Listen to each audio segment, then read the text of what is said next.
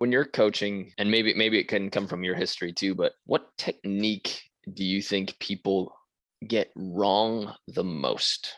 As far as like across the board, if there's one thing that the most people think that they're doing right, but they are doing wrong or not at its best form, what skill do you think that is, or what part of a skill? Well, I love setting. I need and pick setting. Most of my players, when they go and play with other players, they like, whoa, their sets are so different. Really like the slow moving, slow peak. We're not carrying, but it's just making the ball moving the same tempo. So I say you got to nail the tempo and the peak, and the location will come, right? So if the ball's moving consistently all the time, you as a hitter be like, I got time to take a step in. I got time to take a step out. But if the ball moves here, here, here, here, and it's different times, and that's when you're rushed. So now you don't know as a hitter when to take off.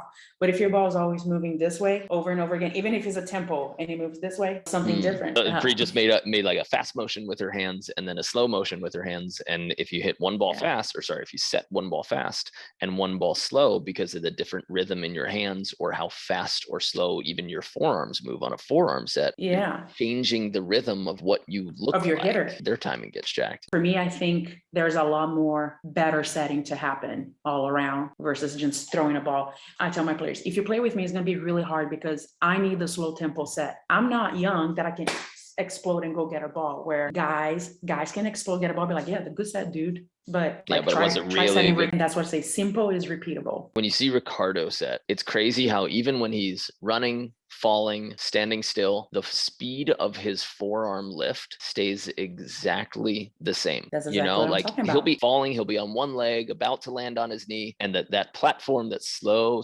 platform, just still moves in slow motion. And you're like, it looks like, when they put in an action movie and somebody's like shooting and diving at the same time, and they always put it in slow motion. That's how it looks like when he sets or when he's falling or diving.